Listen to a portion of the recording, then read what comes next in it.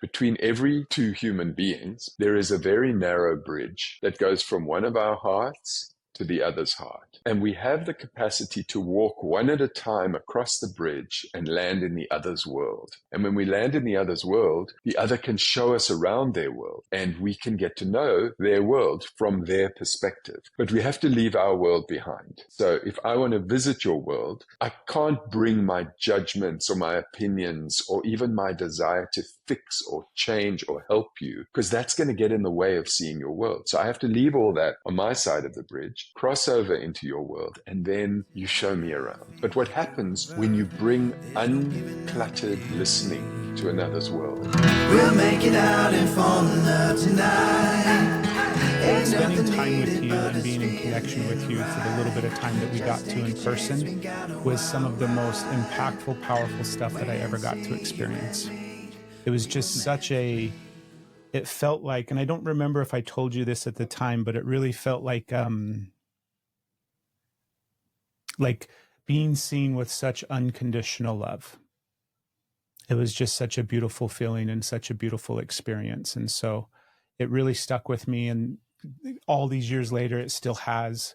I was so excited when you were down to come do the podcast. And because way back in the day when I got home from that retreat that we were on together, I didn't even go home afterwards. Steph and I went on this week-long road trip together. So I left that and went and picked her up at the airport in Oakland, and we drove down the coast, and we had a beautiful experience together. But that was a real highlight for me. And I told her all about you and tried to do my best to explain it, but it was just really a magical moment for me, Paul. So thank you so much.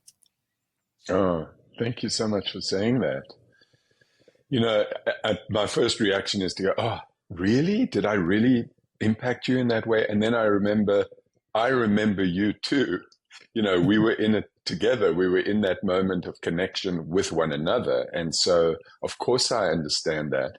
And I remember you. And what always strikes me amazing about human relationships is that each one is unique. Each connection with any other human being is particular and has a specific feel to it and cannot be replaced by anybody else.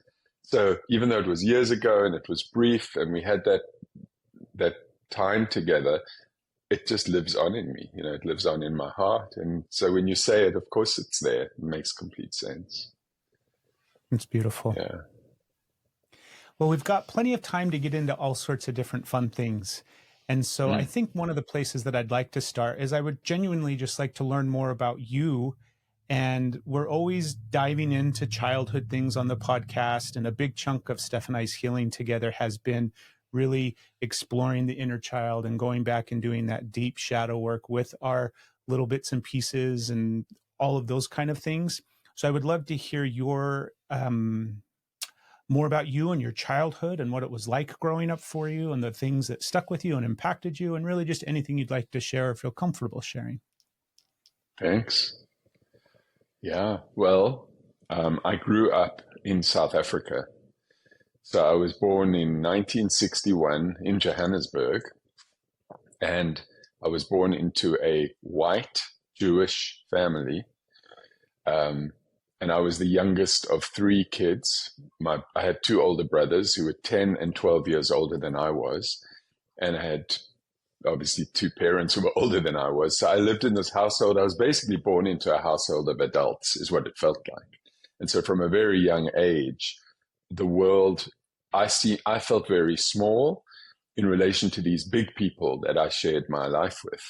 And that included them having conversations that I couldn't really understand, and them dealing with all kinds of grown-up things that made no sense to a little child. But I learned to observe, and I learned to communicate with people who seemingly had a completely different culture from mine because they were grown-ups. And I think that I go straight to that because I think that's been such a part of my life's drama, has been that I always have felt younger and smaller, even though I'm actually a big person. If you see me, you know, I'm tall and I'm big, but I always feel small. And also I got really good at just listening to what they need so that they could include me in their world, because it was very easy as a young child to be completely ignored and conversations just over my head. And so I learned how to have adult conversations starting at a very young age. And this was happening in our household, which was also in the midst of a country in which the government was, it was a white racist government that ruled with the apartheid system. So it was a very segregated country where white people lived in one area, people of color, or black people lived in other areas. It was forbidden by law for us to mix with one another. And that had a very strong impact on me and on the sense that we were separate. Everybody was separate from everybody else. Which, years later, when I discovered that, because I really feel like it was a discovery that we were actually profoundly connected to one another, all of us, and that as much as different as we are, we're also very, very similar. We're humans, and we're all in this together. It felt to me like I'd always known that, but I'd lived in a place where the rules didn't allow me to experience that from a young age. The other, I think, probably big influence on my life was that I was gay. And so I didn't have words for that, and I didn't have an understanding of that, but I was, obviously from birth. And my mother used to say that she knew that I was gay from when I was about 3. She would tell my father, and he would say, "Oh, how can you know that? He's only 3." But the truth is, and this I know from my internal experience, was that I was. It wasn't about sex or sexuality at that point. It was just about a view that I had of the world. And I knew from a very young age that I was different from many, many of the kids that I was at school with, and different from my brothers. And so growing up as a different person, like feeling different and feeling other and feeling outside, was very much a part of my early experience. How long and I tried to hide. Sorry. How long were you in Johannesburg? How long were you guys there? You mean how long did I live there? I was born there, and I lived there till I was 25. Oh, wow. So I left South Africa when I was 25 years old. My parents were both born in South Africa. My father was born in Johannesburg. His parents had traveled from Eastern Europe to escape persecution as Jews, and they moved to South Africa. And my mother's parents, her father had moved as a young child from Odessa in Ukraine, which it was in Russia at the time. And her mother was born in South Africa as well. So she was second generation South African, also Jews who had left to escape pogroms and violence. And I lived there for 25 years. And during that 25 years, I got to see a tremendous change in the country, and also go through a lot in my family, because lots of things happened. So I don't know, things that were very formative for me. So the first thing that happened was when I was 8, my mother had a stroke. And what's interesting for me is that I don't remember it, but I know, because I know that it was profoundly impactful. But I feel it's actually, I have such a good memory, and I remember so much that's been blocked out, because I think it was extremely traumatic for me. But my mother had this experience where she suddenly couldn't move the left side of her body, and she couldn't speak, and she ended up having a stroke. And it happened simultaneously, and who knows about the causation, but with my brother, my oldest brother, having a very serious motor car accident. And it's an incredible story, actually. My mother woke up at 6:00 in the morning, one Sunday morning, screaming. She hadn't had the stroke yet. My father said, "What's going on?" And she was just screaming and screaming, and he couldn't stop her. And he thought she'd lost her mind, basically didn't know what to do. And he called the doctor, and the doctor came, and she was screaming, "They've taken my son. They've taken my son." That's all she could say. And the doctor eventually sedated her. My brother was away at a camp, he was a camp counselor and he was at a camp. And they said, he's fine, he's at this camp. Anyway, this went on for several hours, and early in the afternoon, the phone rang, and my mother was a doctor, and she picked up and they said, is that Dr. Browde? And she said, yes. And he said, are you Ian Brody's mother? And she said, is he alive? And they said, yes, he's alive, but he's very, very seriously injured. And she relaxed after that because she'd actually thought he was dead. My father, on the other hand, had thought she was crazy, and suddenly he went into a state of complete despair. But anyway, my brother had this terrible accident, and then within a few days, my mother had that stroke. And they ended up being in the hospital together, the two of them. My mother recovered to a large extent, but one of the things that happened, which really affected me, was that she had difficulty recognizing faces after that. So she could recognize the faces of people who she knew very well, but not the faces of people who she'd only just met. So, of course, as life would have it, she ended up being, by some incredible coincidence, becoming a politician. She had been a doctor. She was asked to run for the city council of Johannesburg, and was told, you will never win, because nobody in opposition had ever won in opposition to that sort of white supremacist government. So she said, well, I'll do it if it's only going to take 6 weeks.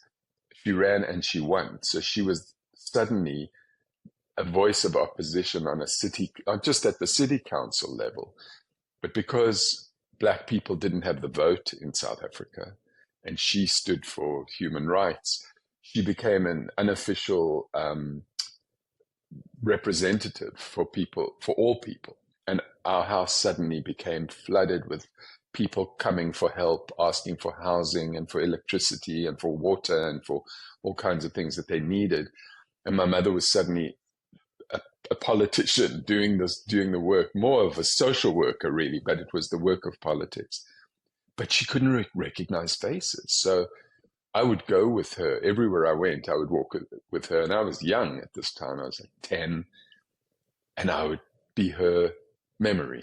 And I'd go, Ma, you know that person, you know that person, you know that person. She'd say, oh, thank God for you. So on the one hand, it was a great gift to her. On the other hand, it was a burden for me. It's where I really learned how to be codependent. I was schooled in it. Because people, when she didn't recognize them, people were angry. People say, she's so rude.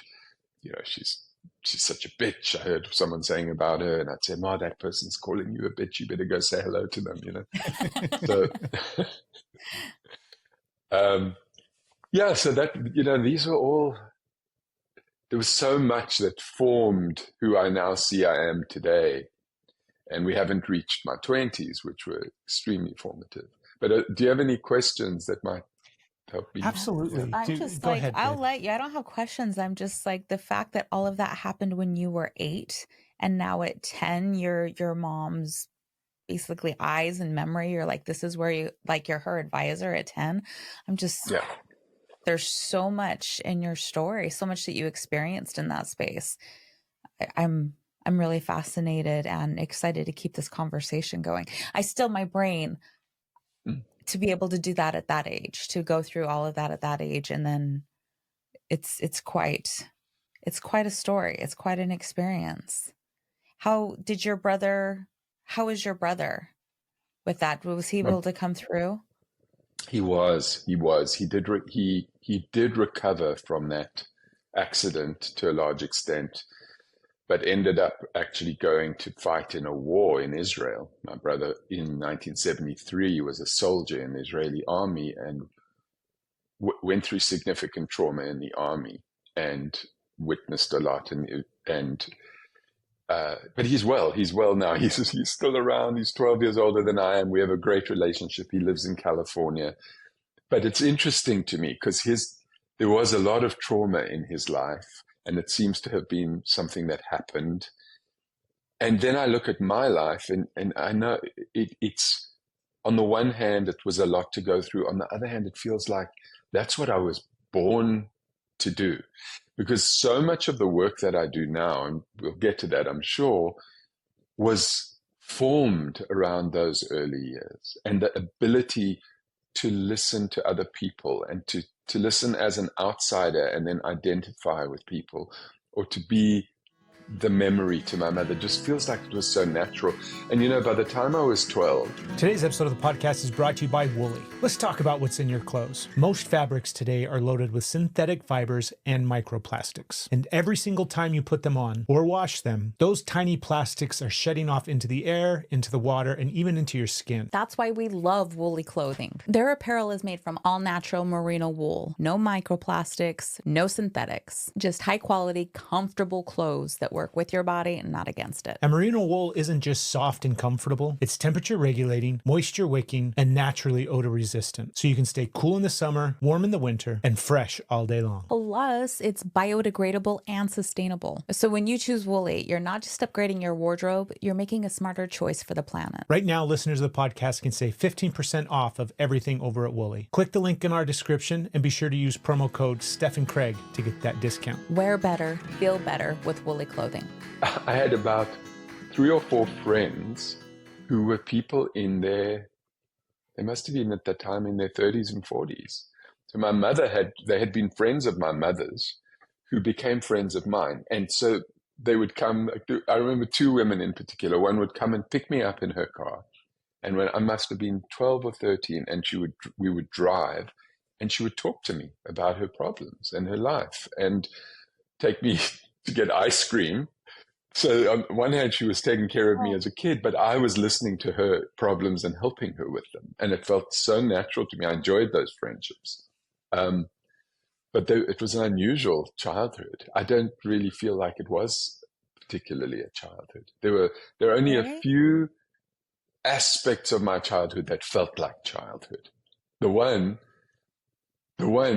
I said, it's an amazing story to me. So I had a friend who was my next door neighbor. She was exactly the same age as me, and she was born right next door. And we grew up together, and we were like siblings.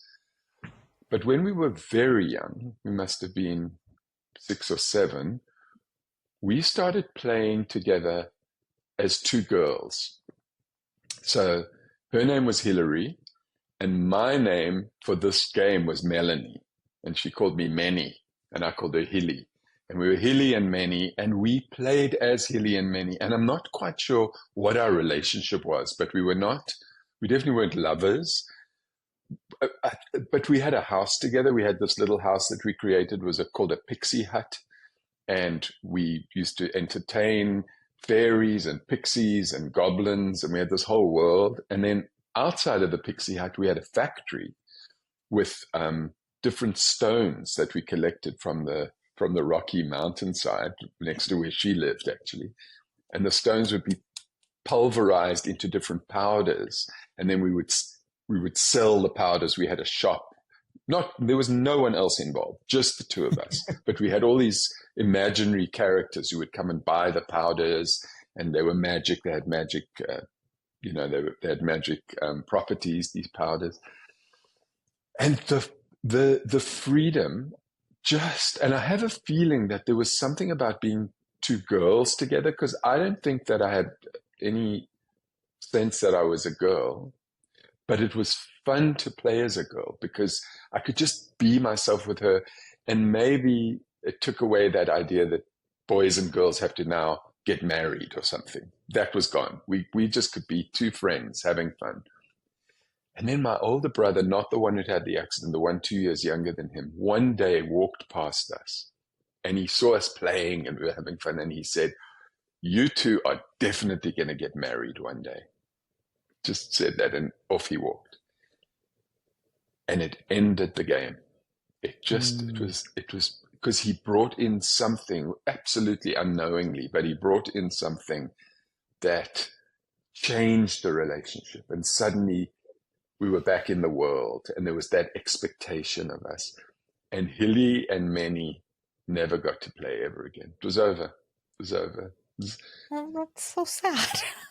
Yeah, That's breaking my heart a little bit. Yeah. Oh my goodness. Yeah. Amazing. She's still my story. friend. She's still your friend? You're still in contact She with her? is still very much so. She's my friend. She lives in London. She's married with kids, and we're still very close when we see each other.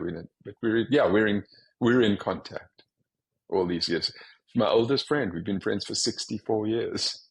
It's amazing. That's beautiful. That is That is beautiful. beautiful. I love those time periods. Like, I can relate to some extent, just the freedom and the joy of being able to play in fantasy as a child. Like, there's so many parts of my childhood that were very similar to where it's like you're in a hut and you're just experiencing the reality that you're creating around yourself. And it's so real. It's so palpable. Like, the magic that exists in those moments.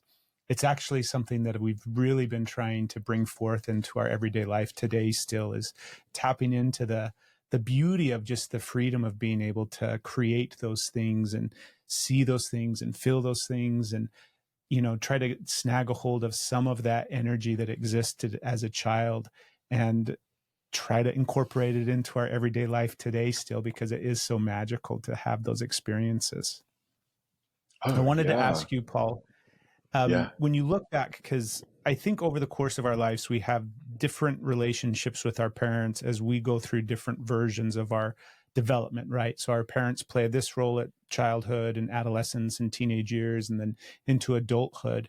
As you look back over the course of your life in relationship with your parents, what, not necessarily what have you seen change and evolve, but what are some of the real standout lessons that you took away from that, or from those relationships, that helped you reflect upon your own inner work, your own process of seeing yourself clearer through the lens of your parents? It's a great question. My parents they were very different from one another. And I think one of the greatest gifts I had was that when I was young, my mother was extremely busy. You know, as I said, she had been a doctor, she was a cancer specialist, and then she was the politician, and then she went back into medicine and worked really a lot of the time. But my father was a lawyer, and he'd reached a point where he was able to come home and be with me in the evenings. And my father, he was a very loving man, and very able to just play with me, like be present. And so my memories of adolescence was often, I played the piano, I would come home and play the piano. My father would sit in the chair with his feet up on the piano stool, listening to me practicing and going, "Oh, you play so beautifully. Oh, it's wonderful." He was so happy to just spend time with me. And when I was about 13, I don't know how this happened, but he heard of something. My father heard of something that he knew I would love. And he didn't tell me what it was, but he said, "I'm going to take you somewhere and just come with me." And it was a Saturday morning, and he took me in the car, and we drove quite far from my house into the middle of town, of the city center of Johannesburg, which was fairly deserted on weekends because nobody lived there. It was just a business district. But he walked me down to this building, and we went up the stairs into this tiny little shop, which was seemed to be in an office building. And the shop was filled from floor to ceiling with magic tricks. It was a magic shop. And there was a magician whose name was Mr. Kardani. He was an Indian man, and he wore a suit, and he stood behind this counter in the magic shop. And every Saturday morning, he did tricks for people. And I was absolutely entranced by this. I mean, I loved magic, but I'd never seen it so close up. And he would do these magic tricks. And then at the end of the morning, if your father agreed to buy you one, which my dad often did, he'd say, "I'll buy you that trick." Then Mr. Kardani would teach you how to do the trick. So then we'd go into this little side room, he'd bring out the instructions, and he'd show you how to do the trick. And then I would go home and practice the trick in the afternoon, and then I would do a show, usually for my dad, how the trick had gone. I collected a series of magic tricks that I could do, and I used to eventually do children's birthday parties. But I think the thing that I loved about it was the bonding with my father. and the ability to play. I think that, we talked a little bit earlier about as adults, that's something that we really want to find again. So being able to play with my dad was something that I remember very, very fondly and importantly. What else about my parents? The one thing that was really strange about my parents is they talked about absolutely everything, like politics and money and race and everything, but they did not talk about sex.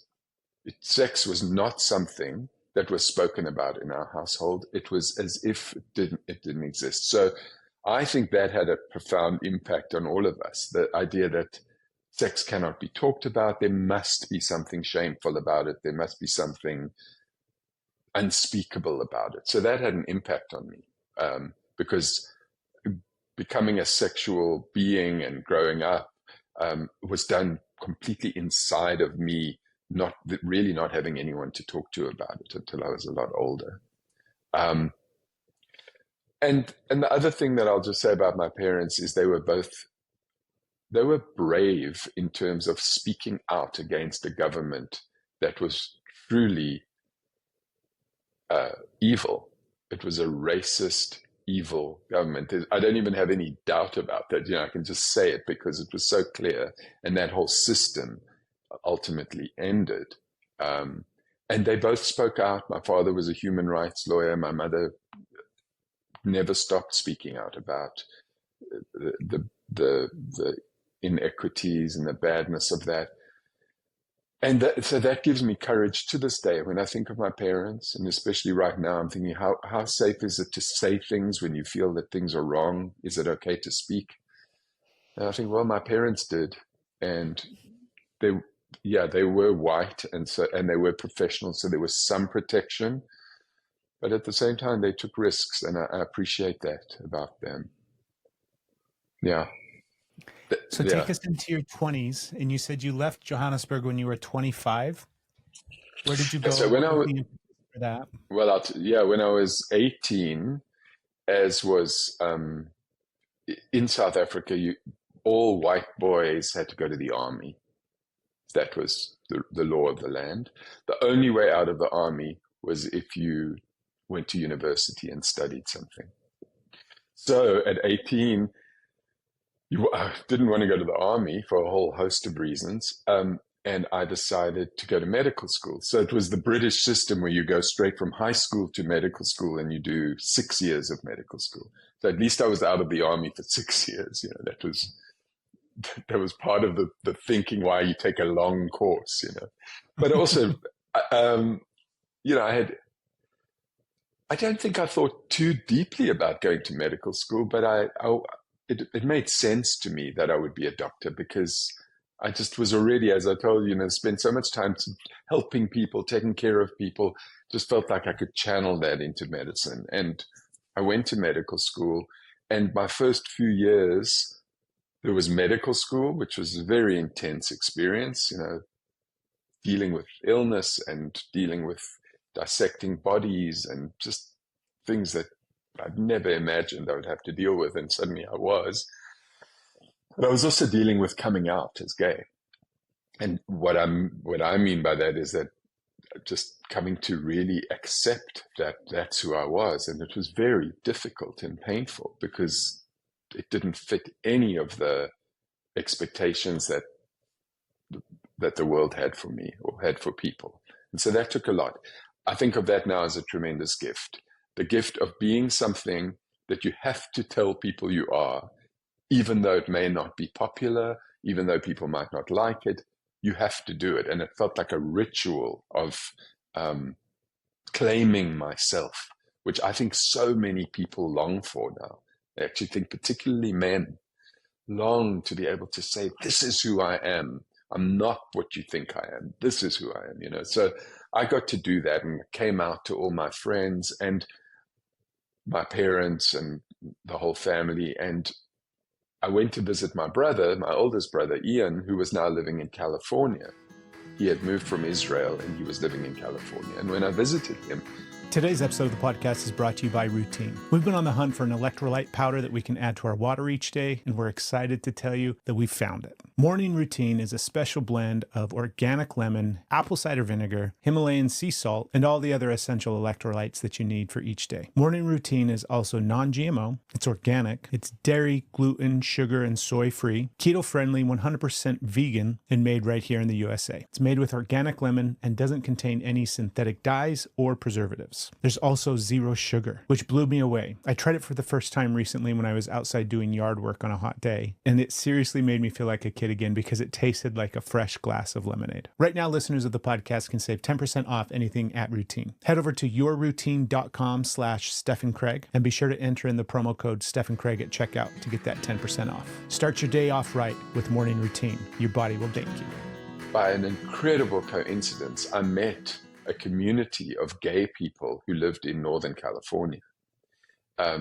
Two women particularly it's the most amazing story because she lived in the middle of the woods in Northern California in a little cabin.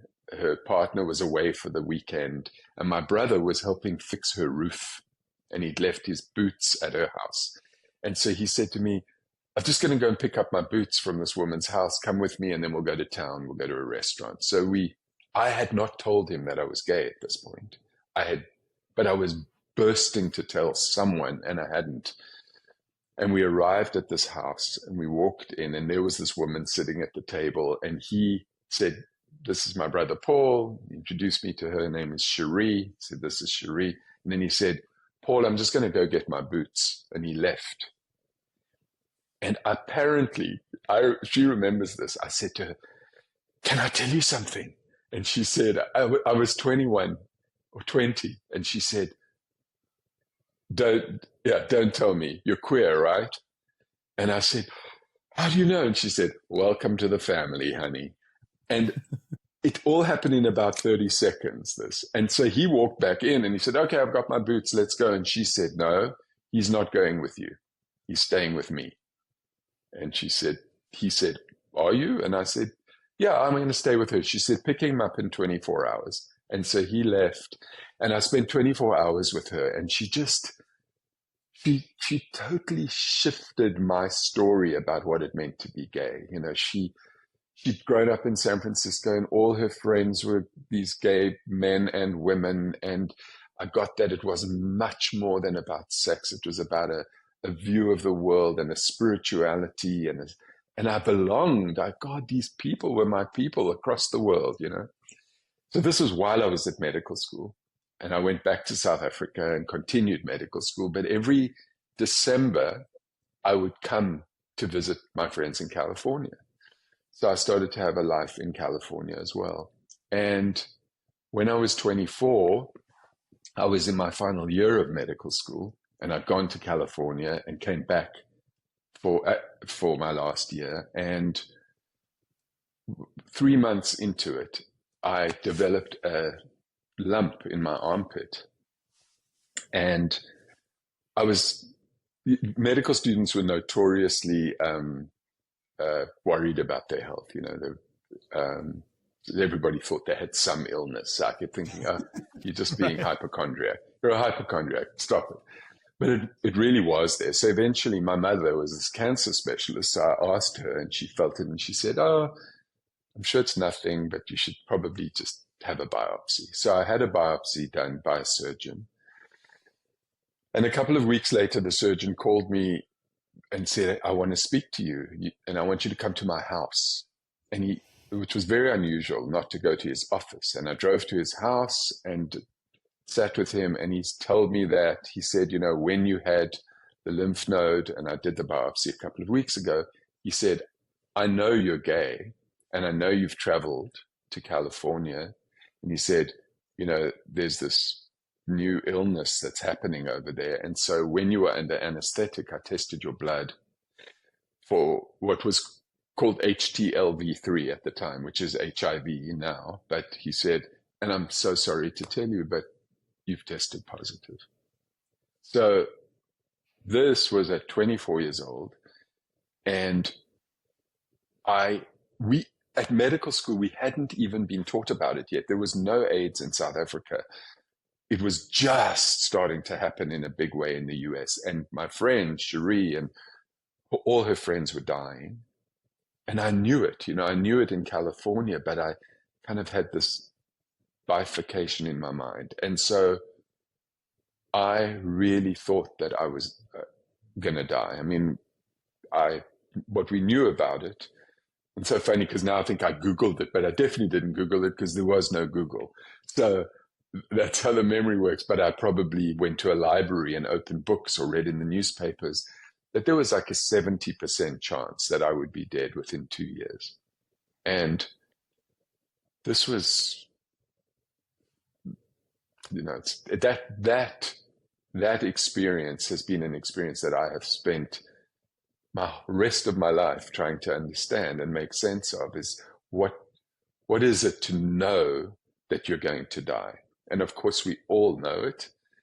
We know it because it's the truth and we are all going to die, but it was so real. And the doctors suggested that I tell my mother, because he said she's a doctor at the hospital, she may find out. So I told her, and we couldn't talk about it to one another. It was too frightening. So we both knew, and we both held it as a secret from everybody else, but also from each other, even though we both knew. We just couldn't go there. But what I did was I just decided, if I'm going to die, I've got to do what I've always wanted to do. And I had always wanted to be an actor. That was my dream. So I finished medical school, and I got a job for 4 months working on an Indian reservation in northern Saskatchewan in Canada, where they were going to pay me $5,000 a month. It was like a huge amount of money to work as a young doctor. I was now a doctor. I was able to go and work there, and I saved up for 4 months worth, got me to go to a drama school in London. And I went to drama school to become an actor. And I gave up medicine completely. Paul, this is amazing. Like your story, I'm so excited to learn more about all of this because this is so fascinating.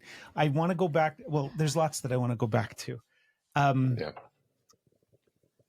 See if I can recall it all. Because it's like, so when you get diagnosed, that's like the mid 80s, right? 1980, the end of 84, early 85. Yeah. Mm-hmm. Okay. And then what was because like you said, that, in the US during that time period, I mean, it's just like, that's the worst part of the AIDS pandemic, everything that was taking place. That's the worst of it.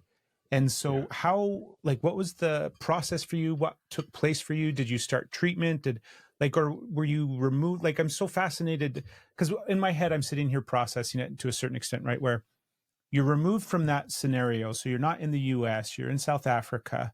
So what did your care look like? What did the process look like for you? Was it something that was, suddenly your life really became about trying to navigate life with that illness now? Or did you just kind of put it out of sight, out of mind and move forward with life? Well, it's a bit of both. So in South Africa at that point, there were no doctors who were treating this. So it's like poetry. You couldn't write this, but they sent me to a leprosy specialist because there was leprosy in South Africa. And so I remember going to this doctor's office and it said leprosy clinic above the door. And I had to go see this man because he dealt with infectious disease. That was his thing. And so he did not know what to do with me, and communication, I think, with the US at that time was much less easy. You'd have to make a long distance call to speak to doctors. So I went to see a doctor and they treated me as if I had cancer. So they did a bone marrow biopsy. They did all sorts of blood work. They did all kinds of things that you really didn't have to do, but they didn't know. So they did those things. There was no treatment. There were no drugs at that point. AZT was being used in America, but it was at that point being used at much higher doses and very toxic, and it just wasn't available in South Africa. I then heard through the grapevine that there were some other people who were positive, and I met a couple of doctors who were now starting to import some of the treatments from America, but nobody suggested I go on anything because all my immune system was totally fine. So they checked the immune system. There was no damage to my immune system at that point. And I put it out of my mind. I think I went into a state of denial. On a conscious level, I was in denial. I went to Canada. I knew, and in Canada, when I was working in that northern Saskatchewan little clinic, I heard other doctors talk about people with AIDS. I heard a lot of things, and that was one of my greatest teachings, was hearing people talk about people with HIV or people with AIDS behind their backs, not knowing that I was one of those people. And so I got to witness and listen to the most awful things being said about people, and I just lived with that. I just lived with knowing they were talking about me, but they didn't know it. And then when I went to drama school, I didn't tell anyone at the drama school except for one man who, he was in the class with me, and we started having a relationship with one another. And so I had to tell him. And I told him, he was French Canadian who had come, he was an actor already in Quebec, and he'd come to England to study in English because English was not his first language. So he and I knew, and we had a relationship for most of that year. And that was 1986 at that point. And he is still my husband. He's my husband and my partner to this day, like nearly 40 years later. So yeah, he lives right here with me. So that, it's amazing. So we've been together all that time since then. And that's the thing. None of that would have happened. So, what looks like it's such a terrible thing and it's so painful and so hard also opened up. I wouldn't have gone to drama school. I wouldn't have met Seymour. I wouldn't have had the life that I have. So it's a very strange mixture. But anyway, to go back, nobody knew what to do with me. I went to London, and when I was in London, I joined a support group. I went to see a doctor in London. They were in England starting to treat people with medication, and I really didn't want to go on it. And then I decided to give up being an actor. It was just not the life for me. It was a really tough life being an actor. I realized if you want to be a great actor, you're going to have to work as hard as you ever worked to become a doctor. And I'm sure I was fine. I was good, but I wasn't brilliant, great actor where everyone was saying, you have to stay and become an actor. So I went and started training in psychiatry and in New York. And I didn't tell anybody about being HIV positive. When I interviewed for psychiatric residency, the training director asked me, he said, because I told him I was gay, because I decided I would not go to a place that wouldn't want a gay person. But he then said, you're not HIV positive, are you? And I said, no. He said, oh, good, because we've had some residents who have been, and it's been so upsetting to our program, And I said, no, I'm not. Because I felt he was saying to me that if you were, maybe I wouldn't get into the program. That's what I was actually hearing. And it was a secret, and it was so painful and hard for me to live with that secret. I mean, the amount of stress that I had from nobody knowing. And then my friend Cherie, the woman that I'd met in the woods, wrote me a letter, which really changed my life because there was still letters in those days. There was no email. And I opened this letter, and she basically said, I love you more than anything. And I want you to know that I'm losing all my friends. And if you don't go on medication, if you don't go and see a doctor and go on medication, I can't be your friend anymore. I can't lose you. And it really woke me up. And I went to see a doctor, and he said, by this point, my T cells had started to deteriorate quite significantly. And he said, you've got to start medication. And so I started. At that point, it was AZT. There were other medications as well. They were really hard to take. I was sick a lot of the time. I felt I felt sick. I vomited a lot. I was exhausted by it. There was also inhalable medications that I had to go every other week and sit, and they put this powder in a machine, and I had to inhale it into my lungs. It was very, very unpleasant. And then there were all the other things people were trying. You know, I tried everything, like from meditation to workshops to herbal products to breath work, everything. I mean, I just was, I'm going to keep trying everything, which I did. Today's episode is brought to you by Heritage Still. Let's be honest, your cookware matters. And if you're still cooking with mass-produced non-stick pots and pans, you're missing out on better flavors, better durability, and better craftsmanship. That's why we went with Heritage Still. All of Heritage Still's cookware is manufactured right here in Tennessee. No shortcuts, no gimmicks, just ironclad stainless steel designed to give you exceptional heat control and long-lasting performance. Whether you're a pro in the kitchen or just learning your way around, Heritage Still makes your cooking easier, more precise, and more enjoyable. One of the biggest benefits of going with stainless steel cookware from Heritage Still is you won't be exposing yourself or your family to those toxic chemicals in that nonstick cookware. And right now, for listeners of the Steph and Craig Show, you can save 10% off everything at their website. Head over to heritagestill.us/Steph and Craig and be sure to use promo code Steph and Craig at checkout to save that 10%. Invest in cookware that lasts a lifetime. Heritage Still, chef-grade cookware for less. But, you know, at the same time, I was going to work and just pretending that everything was okay. It was incredibly stressful. And then what happened was that a young patient of mine, I was now in my third year of residency, and we were learning to be therapists. So you were given individual patients, and I had this individual patient that I was seeing. And he worked at a hospital, and he had looked up my name on the computer where he worked, and my name popped up with HIV on it and all my lab work. And he came to the session and said to me, I know you're HIV positive, and I'm going to tell your program. And I was so afraid because I just thought I'd be kicked out, that people would know the stigma of it. That it was just horrible. And he went on doing that for a while. And that was an impetus for me to realize that the only way I'd ever be free is if I talked about it. And so I gave a paper at the American Psychiatric Association conference about being an HIV positive psychiatrist. I did it with 3 other doctors as well. We had a support group. And we used to meet every week to discuss what we were going through.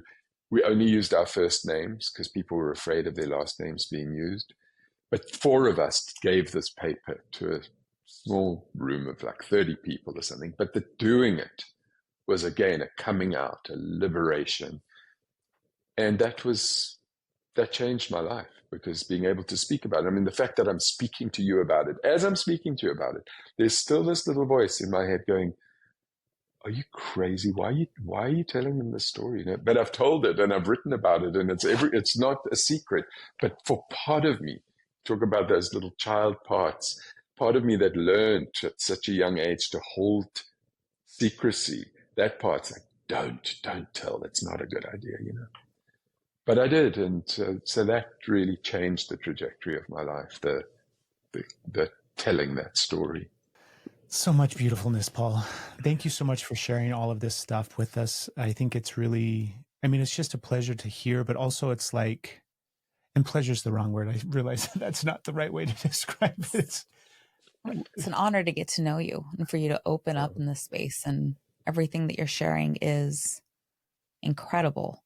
And it's just, you're incredible. And I think that the people listening, I'm sure you've experienced, like the more you share your story and your adventure and experience and the ups and downs and the ways that you navigate it, there's people out there that are hearing, that are going to see reflections and find that courage in themselves. It's like you're on this bridge where you're showing people where there's a bridge that they didn't know. And so they get out of their little island of without possibilities into possibilities. So it's really beautiful to hear you say all of these things. And we're just grateful to Thank be able you. to talk to you in this space. I don't know how to have a podcast right now. I'm like, we just need to be friends and just talk. I just want to hang out with you. Like There's a part in there, the secrecy part, I think, is something that we can all relate to so much, of having to, like you said, I think it's almost innate in childhood to some extent, where there's things that take place that you experience as a child, or even things within your home that you just subconsciously learn and know that, like, oh, this is a secret. We're not supposed to talk about this. We're not supposed to say something about this, right? And the spectrum of what those can look like, obviously, is so big and so vast. But I think that's still going on into adulthood, and, all these things that people struggle with and hold on to. I know for me, I've kept secrets my whole life. Some of them were secrets that I, don't even remember that I was keeping, and had to finally be fleshed out and things like that. But the freedom that comes with the relief of being able to just speak your truth and to share those things and no longer be trapped and held up by those, I think that's really, really powerful. And you've had a lot of really big secrets that you've had to carry, Paul. Yeah. No, absolutely. I'm just thinking, when I was first living with HIV as a psychiatric resident, I don't know why, but I confided in one of my teachers, who was a family therapy teacher, and she happened to be writing a book on the toxic effect of secrets in families. Her name was Evan Imber Black. She was a well-known family therapist, and she asked me if she could interview me for her book, but she changed my name completely. So she changed identifying details and the name. And so there was a book that had my story in it, and it was very strange to have that story, but nobody knew it was me. And the difference between it being out there not as me and then suddenly having told it as me was night and day, changed everything. Yeah. It's really powerful to be able to share a secret and still be accepted by people. So you eventually graduate, become a therapist, and then start that process, or that chapter of your life as well, right? Yes. You talked earlier about being a child and being able to, like, see people and hear people and listen really well and understand, like, what they needed and how to connect with them and everything like that. And does it feel like this is your life's calling to some extent, where you in some way were destined to become a therapist, to be able to help people in this way? I think so. I don't know if it's a therapist, because a therapist feels a little too limiting for me, because that's a particular role. And I'm not even sure I don't know if that's what I do. I do spend my days with people one-on-one, and I am called a therapist, but I'm me, it's just me with someone else having a conversation, and it is a conversation about them. I guess you could call that therapy, but it's also in different contexts. So the one big piece for me of my story, which I want to tell you, is when I was coming out about being HIV positive, I re-met a South African man, who was a man at this point, but someone that I had known since childhood, at school. And I had remembered that when we were 13, one day I had humiliated him in front of the whole class. And the teacher had told us to line up, boys on the left, girls on the right. And I said, and Murray in the middle. And he was very humiliated by that. And so I was making out that he wasn't really a boy, he was more like a girl, but he wasn't quite a girl. And he was so upset and humiliated. And I felt terrible about it, but I never talked to him again about that. And we kind of drifted. But we re-met in New York City at this time when I was starting to come out. He'd moved to the United States as well. And the first thing I did was apologize to him for what had happened 15 years before. And no one had ever apologized to him before for bullying him. and he'd had much worse bullying than I had done. So that was really important. And we began speaking to one another about our histories. And although we came from the same place, and we both, turns out he was also gay, he was also Jewish, he was also white, he was also South African, but we were very, very different people, even though we had all those same characteristics. And we started telling each other stories about our life. And it's a long story, which I won't tell you right now, but all I'll tell you is that eventually he and I decided to tell our stories together to audiences. And so we started, and the basic arc of the story, and we never scripted it, we would tell it anew every single time, but the basic arc was that we'd met as kids, I'd humiliated him, I'd hurt him, and years later apologized to him. And when I did, I could tell him that I was HIV positive, and he was working with people with AIDS, teaching them how to tell their stories. That's what he was doing when I met him. And so we started telling our story together at AIDS conferences, family therapy conferences. And then one day, out of the blue, a guy that I'd gone to drama school with in London was visiting New York. And I said to him, Murray and I do this thing together. We tell our stories to audiences. Do you think it could become theater? And he said, let's try. Come to London. Let's work on it. So he and I went to London and we did our performance for him. And he said, because we did have some kind of scripts, and he said, throw those scripts away. This is theater. Do your stories with each other. Tell your stories to an audience. And we developed a storytelling performance about being HIV positive and he's HIV negative, and how we can be there for each other as listeners to the other's stories. And this piece took us around the world. We went to many different countries and many different venues, working with people who were living with shame and secrecy, and helping them tell their stories through witnessing our story. And the biggest joke for me is that we ended up being produced to perform on the stage in London. My dream of being an actor, all those years later, came true when I was telling my personal story at a theater in London with my name on the above the the lights. Very strange how it happened, but in no way could I have predicted it. But I got really good at telling stories. And so Murray and I created a company where we taught people how to tell stories and how to listen to stories, which you two are so good at.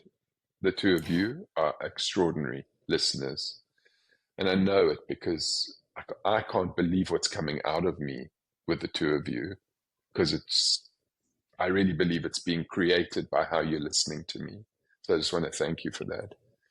But that's what we would teach people. And so that was another career path for me, was the teaching of storytelling, the learning how to listen to stories, and performance, and being a therapist, and trying to have those coexist. Yeah,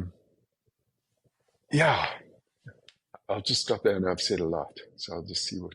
It's such a beautiful story, Paul. Every aspect of it, I really, really appreciate you just sharing it so vulnerably and so raw and so open with us. It's really, really amazing.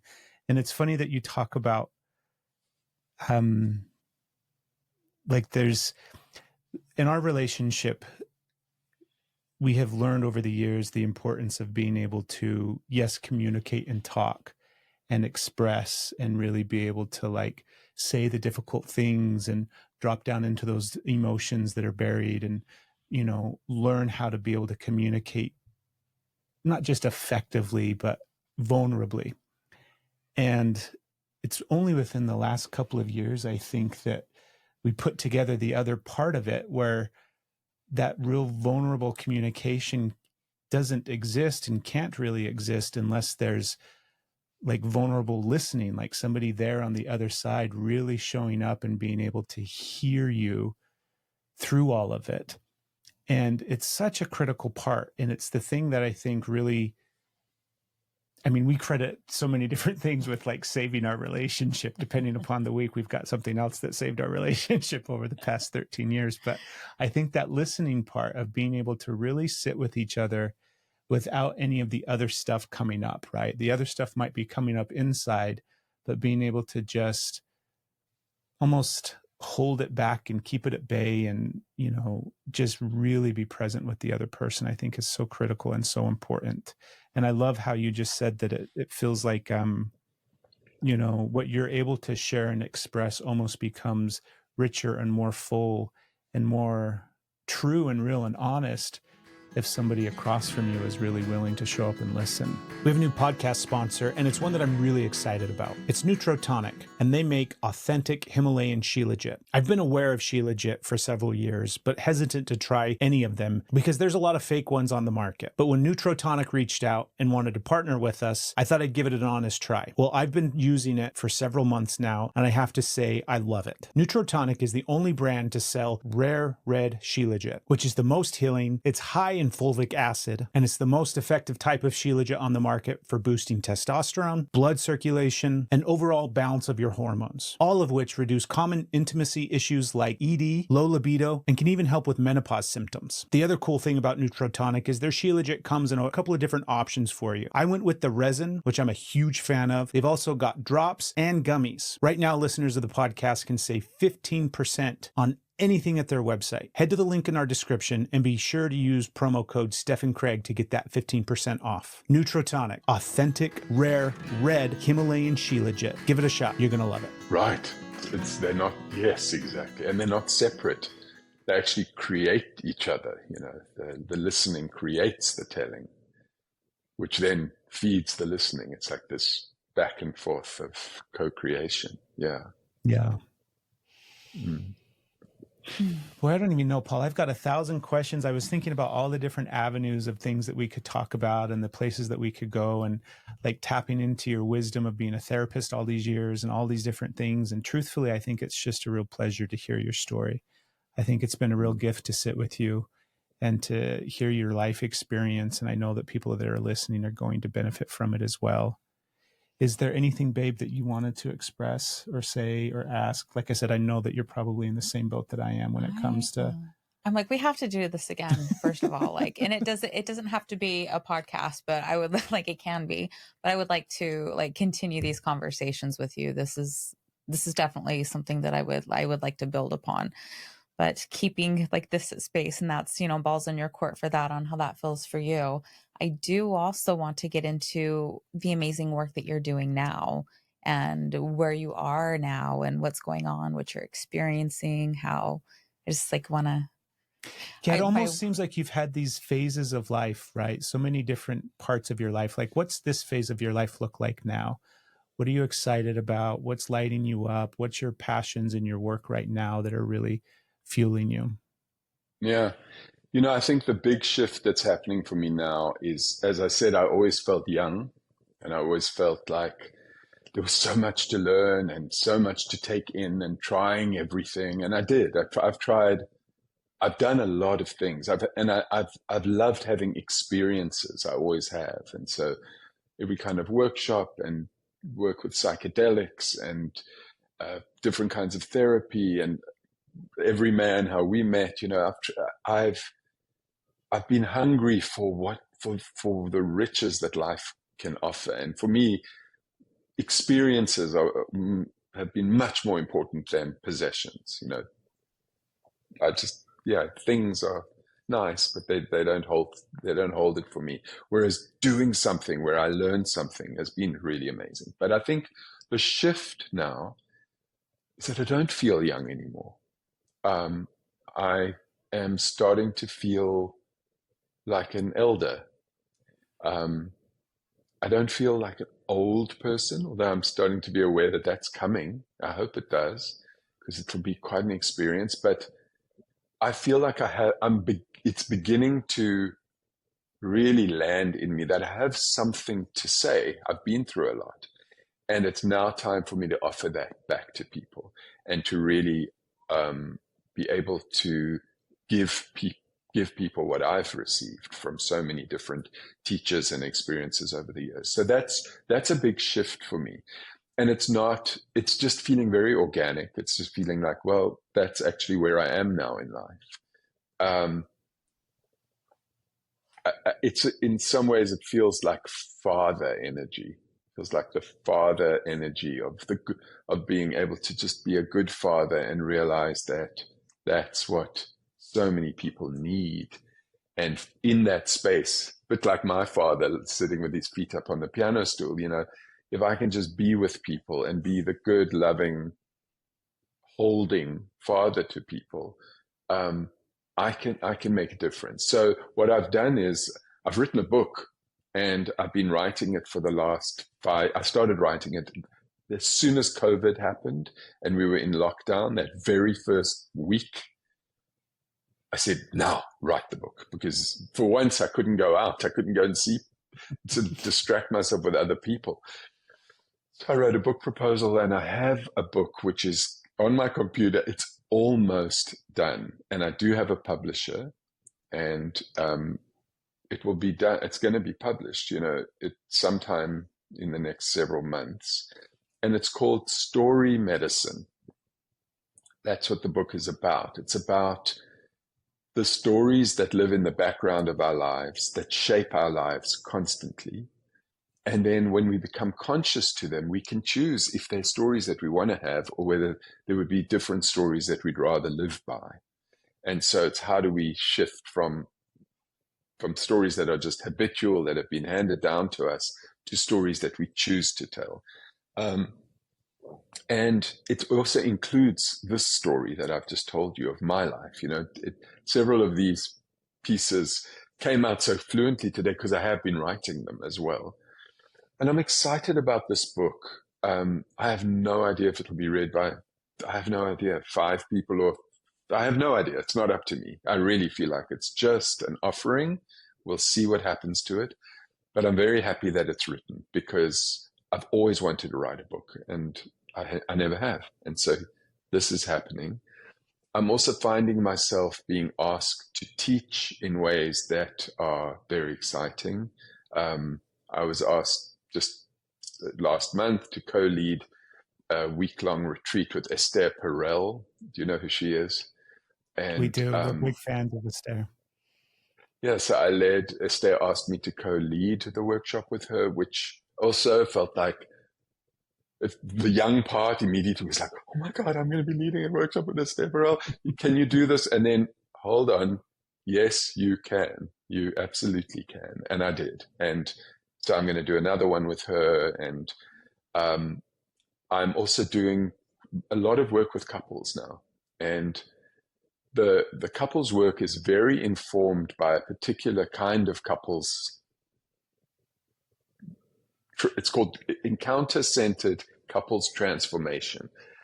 It's taught by a woman called Heidi Schleifer is her name. And the story of her, actually, Esther Perel said to me, if you ever want to learn about connection, like how people connect, watch this TED Talk of this woman. And I watched a TED Talk of this woman. And it was the strangest feeling. As I watched the TED Talk, I thought, I have to know this woman. I've got to know her. And I looked her up, and I contacted her, and she was doing a workshop for couples, and Simon and I went. We did the workshop. And then she said, she was a woman at that point in her 70s, and she said, I want to give away what I've learned over all these years. I'm going to do a 3-year training for therapists. And so I applied for her training, and I got in, and I spent 3 years with this woman. And what she teaches is exactly what you said the two of you do. Her method is based on the idea that between every 2 human beings, but in a couple, but anywhere, there is a very narrow bridge that goes from one of our hearts to the other's heart. And we have the capacity to walk one at a time across the bridge and land in the other's world. And when we land in the other's world, the other can show us around their world, and we can get to know their world from their perspective. But we have to leave our world behind to do that. So if I want to visit your world, I can't bring my judgments or my opinions or even my desire to fix or change or help you, because that's going to get in the way of seeing your world. So I have to leave all that on my side of the bridge, cross over into your world, and then you show me around. And then we can switch. And then you can come to my world where you have to leave your world behind. But what happens when you bring uncluttered listening to another's world? So listening that is not about fixing. It's not about making any changes to the other. It's just about being there. You have what's called an encounter. And an encounter comes from the philosopher Martin Buber, who said that when two people really encounter one another, their souls connect with one another. And he called it the encounter of the souls. And he said that that is what God is. It's the energy between two people when they're in that state. That's God. And so that's what I teach couples. I teach them, it's a method. It's quite formal. You sit knee to knee, look into each other's eyes, hold hands, breathe together. And then I coach them in how to cross the bridge, how to host if someone's coming into your world, and how to visit if you're visiting another's world. And then hopefully have an encounter. And it works. And it's been transformational work for me, because it really brings together everything, including the spiritual, which as a therapist was a bit of a taboo. You're not supposed to be spiritual if you're a therapist, but hey, the whole journey has been so spiritual for me. So that's part of what I do. And then I do also spend time individually with people, working one-on-one with people. And I do use a lot of the parts work, the idea that we're not just one thing, we're made up of all these different parts. And how do you find compassion and openness for all your parts, even the ones that you feel are difficult or are difficult, but they're not difficult because they want to be difficult. They're difficult because they're trying to be helpful, and they're doing the best they can. And I have found that finding that compassion for those parts is so helpful. Yeah. There's more, so but you wrote a book. Yeah, I cannot wait to read that. Yeah. And it's exciting. I can't wait to read it. And it's a wonderful opportunity for you to come back on the podcast again. Yes. So immediately I was just like, yes. That'll be great. When the book comes out, you'll have to let us know for sure. And not only are we going to get it so that we can read it, but then it'll be a great opportunity to come back and share all about it, because it sounds incredible and it sounds amazing. Great. Yeah. Your website, Go ahead, Ben. You said there was more too. I'm like, he wasn't done. There's more. Well, there's just one thing and I will talk to you more about that when the book comes out, but there's one other piece that I'm finding my life pulled towards, and it's just happening. It's showing up, which is people dying. And last year, I had a close friend, a friend who chose to die with medical assistance. He's Canadian, and he had a very severe form of lung cancer, which was going to cause him the most terrible death. And rather than waiting for that to happen, he chose to die with the medical assistance of a doctor. And he invited me to be part of a group of people who were there. 6 of us were with him when he did this. And it was a life-changing experience for me, because he died with joy. He was joyful. He was happy to be going. He was at peace with it. He had a daughter who had done a lot of work with him to be ready for it. And he went, and he wrote a book. So he'd been writing this book for 2 years through his cancer journey, and then through his decision to do the medical assistance, and then right up until just before. And obviously the book ended the day that he died, but he had a publisher who was someone who he was working with, and they had to work really fast because they had no idea what was going to happen. So they quickly were getting this book together. And he asked me if I would read the audio book on Audible, for an audiobook. And I said, of course I would. So he said, well, I want you to meet my publisher. And so he introduced me to his publisher, who then heard that I was writing a book and said, I'm going to publish your book too. So that's how I came to this publisher, by the way. So Derek, his name is Derek Scott, was his book. His book is called Dead, Spoiler Alert. That's the name of the book. And it's out now. It's out. I haven't yet made the audiobook. We're going to do that in the next couple of months. In fact, I'd like to contact you. You can maybe help me thinking about the actual recording process of it. But just the idea that one can die joyfully, that it was revolutionary to me. I've thought about it, but I've never really witnessed it. And that death is so much a part of our journey, all of us. It isn't life going wrong. It's life, and so that's the new sort of frontier that I feel I'm being pulled into, because I do have other people in my life who are starting to go, it's happening. Yeah. So beautiful, Paul. Thank you so much. Your website's paulbrowde.com, right? That's right. Excellent. We'll make sure and include it in the show notes so that everybody has an opportunity to reach out and find all your work. And again, please come back on when the book is out. We can't wait to see it, to hear more about it. Is there anything else that you would like to share before we wrap up? No, I don't. No, there is more, and I'm not going there today. I also know that at a certain point there's a saturation, but I do look forward to coming back and talking to you more. I've really enjoyed talking to you both. Lovely to meet you, so Steph. Really It is. was so lovely to meet you. So, Yeah. oh my gosh. I told her, I've been so excited for her. I haven't told her, I told her lots about you, Paul, but I was also just I'm so excited for you just to meet him. It's just going to be so wonderful for you to just be in space with Paul. It's going to be wonderful. I've heard such a beautiful person, such a beautiful person, such a beautiful person. He cannot just bring you up without saying what a beautiful person you are. And so I was excited to meet you, and I'm like, oh, I get it. I get it. Such a beautiful person. It's been so wonderful to meet you. Oh, thank you. Thank you.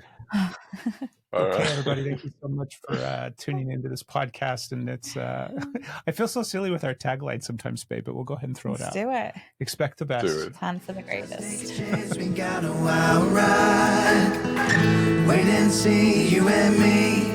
We were meant to be. Thank you for listening to this podcast. You've made it all the way to the end, and we are so grateful for you. If you have a moment, you could take time to like, subscribe, and share this episode. It really helps us. And also, if you liked this episode, which you're still here, so you probably did, you might like these clips too. And again, thanks for supporting the Steph and Craig Show. There's new episodes every week. See you next time.